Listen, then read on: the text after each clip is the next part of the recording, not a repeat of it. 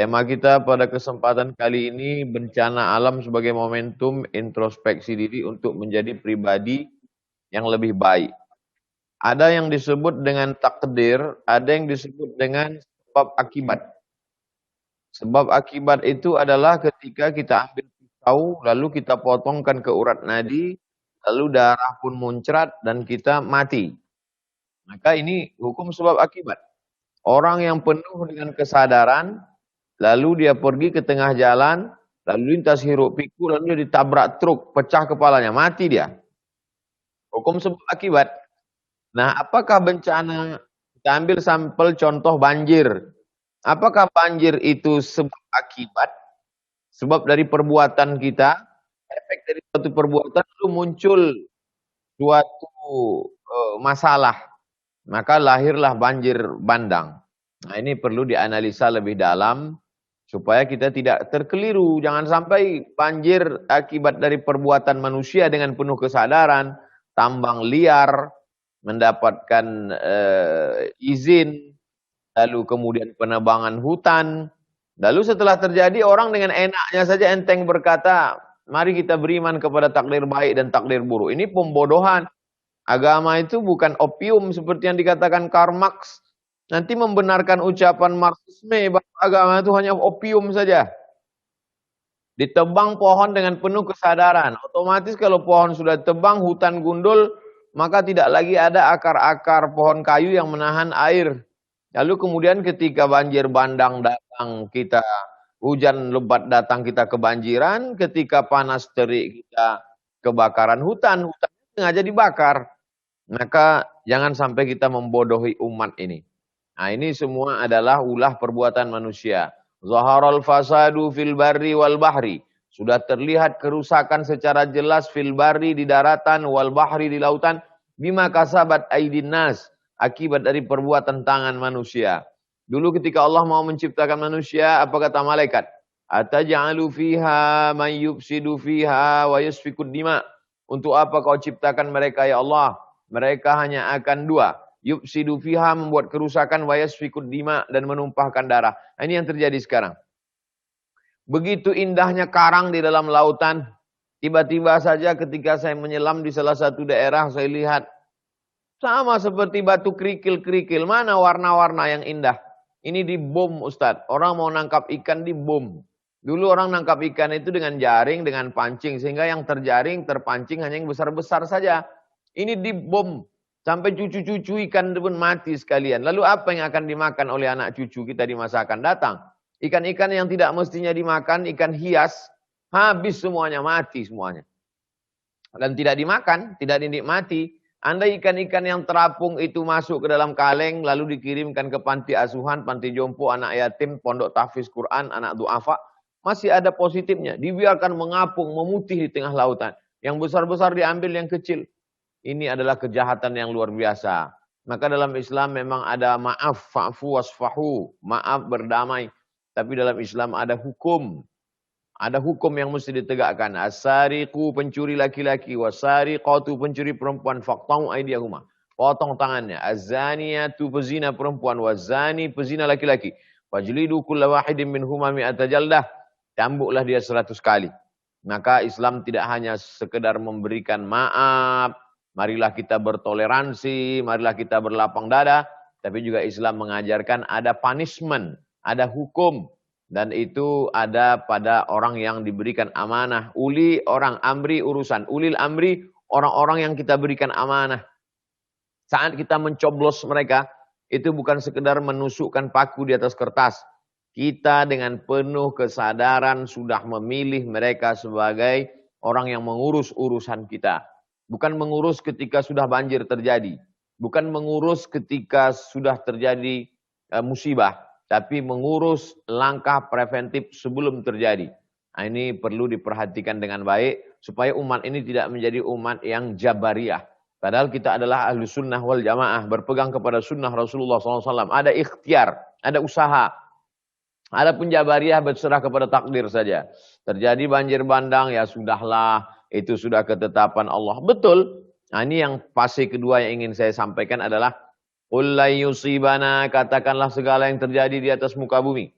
La yusibana illa ma kataballahu lana, kecuali sudah ditetapkan Allah Subhanahu wa taala. Kita sudah jaga alam dengan baik, tidak menebang hutan, tidak merambah hutan, mengadakan reboisasi, sudah sholat berjamaah, sudah mengajarkan zikir, bersolawat, lalu kemudian terjadi juga.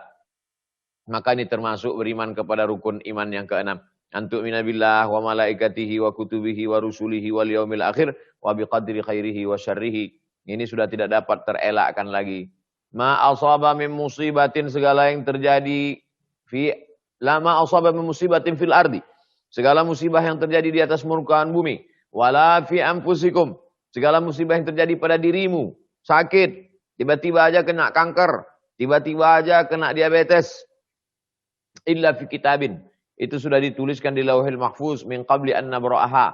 Sebelum kami menciptakannya zahir di alam nyata, maka sesungguhnya kami sudah menetapkannya dalam sebuah ketetapan terencana. Begitu indah rencana Allah yang tertulis di Lauhil Mahfuz. Allah berkata kepada qalam, wahai pena, uktub, tulislah.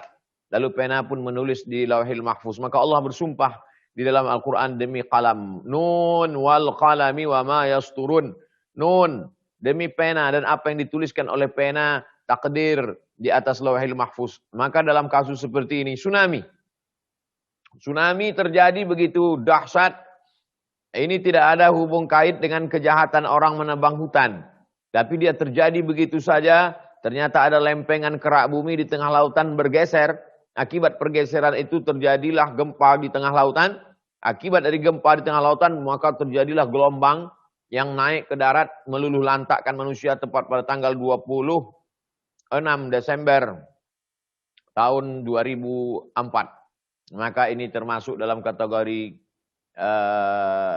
ma asaba min musibatin fil ardi, segala yang terjadi di atas permukaan bumi. Tsunami, angin puting beliung, kebakaran sudah dijaga dengan baik. Makanya dalam Islam diajarkan sebelum tidur malam matikan lampu. Kenapa disuruh matikan lampu? Supaya jangan sampai ada tikus, lalu kemudian tikus ini menarik lampu. Zaman dulu lampu itu dari lampu teplok, kata kami di Sumatera. Di bawahnya ada minyak, di atas ada sumbu. Supaya kalau lampu ini menyala, orang tertidur, datang tikus ditariknya, tumpah minyaknya, kebakaran. Maka ada usaha, ada ikhtiar. Matikan lampu, kunci pintu. Kita tidak bisa berkata pintu dibuka, lalu kemudian masuk pencuri, dia ambil semua. Dan ketika kita melapor, kita katakan ini adalah ulah kejahatan kita. Kita lebih dulu berbuat jahat sebelum pencuri itu berbuat jahat kepada kita. Suatu ketika datanglah seorang menjumpai Nabi Muhammad SAW. Aqiluha wa atawakkal, am utliquha wa atawakkal. Apakah saya tambatkan, saya ikatkan dulu hewan tunggangan saya di luar masjid itu, saya tambatkan dulu baru saya bertawakal? Atau saya lepaskan saja lalu saya bertawakal? Kata Nabi, iqilha, tambatkan dulu, ikatkan dulu, setelah itu barulah bertawakal. Itu diajarkan tawakal dalam Islam. Setelah usaha maksimal, ikhtiar, terjadi juga apa yang terjadi yang tidak kita kehendaki. La yusibana illa ma kataballahu lana huwa maulana. Yang bisa menolong kita hanya Allah Subhanahu wa taala. Ini perenungan buat kita bersama. Lalu kemudian yang ketiga, ada sebab akibat. Yang kedua, ada takdir Allah. Yang ketiga, yang perlu kita pikirkan adalah bahwa akibat dari dosa-dosa kita bisa juga azab itu turun. Wattaqu fitnatan la tusibanna alladzina zalamu minkum khassah. Takutlah kamu kepada azab ketika dia turun, dia tidak hanya menimpa orang yang zolim-zolim saja. Jadi ketika banjir bandang itu datang, yang didatangi air itu bukan rumah yang menebang hutan. Bukan pimpinan proyek-proyek illegal logging. Yang diluluh lantakkan itu rumah-rumah imam, rumah ustadz yang tidak bersalah, rumah guru tahfiz Al-Quran. Enceng gondok masuk ke dalam perumahan, sedada tinggi air. Dikirimkan videonya ke saya. Apa salah mereka? Apa dosa mereka? Dosanya adalah tidak melakukan amar ma'ruf nahi mungkar. La ta'murunna bil ma'ruf, ajak orang berbuat baik. Wa la tanhauna 'anil munkar, larang orang berbuat mungkar. La yushikanna ayyab'atsallahu 'alaikum iqaban. Kalau kamu tidak melakukan amar ma'ruf nahi mungkar, dikhawatirkan akan diturunkan hukuman. Ketika hukuman itu turun, Tsumma tad'unahu, lalu kamu berdoa minta kepada Allah, fala yustajabu lakum, doa kamu tidak dikabulkan Allah. Mengapa terjadi musibah? Karena umat meninggalkan amar ma'ruf nahi mungkar. Itu ada hutan ditebang, digundul, illegal logging, hutan diambil. Ya nggak apa-apa, yang penting tidak mengganggu rumah kita. Hutan kan masih jauh dari kota. Ribut mahasiswa unjuk rasa. Pak, Ibu, itu ada orang sudah menggali tanah-tanah kita. Mereka mengambil nikel. Ini tidak ada izin dari negara, pemerintah. Ya udah nggak apa-apa, yang penting mereka mau nyumbang. Yang penting mau menolong kita. Toh mereka juga ngasih ke masjid. Tidak ada amar ma'ruf nahi mungkar. Kuntum khairu ummah, kamu adalah umat yang terbaik. Kapan kita disebut umat terbaik? 3 syaratnya. Ta'muruna bil ma'ruf, ajak orang berbuat baik. Wa tanhauna 'anil munkar, larang orang dari perbuatan mungkar. Wa tu'minuna billah, beriman kepada Allah Subhanahu wa taala. Jadi 3 poin ini menjadi pemikiran perenungan kita bersama. Afala ta'qilun, apakah kamu tidak berpikir? Afala tatafakkarun, kenapa kamu tidak berpikir? Afala tatadzakkarun, kenapa kamu tidak mengingat, eling tentang betapa Allah Subhanahu wa taala sudah menitipkan ini kepada kita. Inna aradnal amanata 'alas samawat. Kami mau menitipkan alam semesta ini ke langit, wal ard ke bumi, wal jibal ke bukit-bukit, fa abaina ayyahmilnaha. Mereka tidak ada yang sanggup memikulnya. Wa hamalahal insan. Manusialah yang begitu berani untuk memikul amanah ini. Innahu kana zaluman jahula. Manusia itu sifatnya zalim, aniaya, egois, mementingkan kepentingan pribadi. Yang penting dia punya rumah besar, duit banyak, ganti mobil, rumah anaknya, rumah cucunya, rumah cicitnya, rumah mantunya, rumah mertuanya.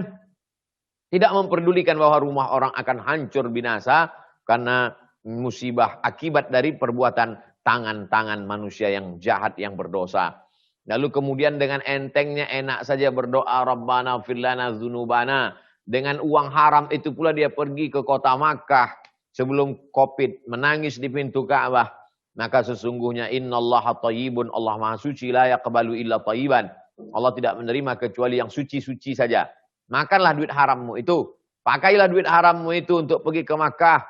Maka sesungguhnya haji dan umrahnya tidak diterima Allah Subhanahu wa taala. Kenapa tidak diterima? Mat'amuhu haram, makanannya haram. Mashrabuhu haram, minumannya haram. Malbasuhu haram, pakaiannya haram.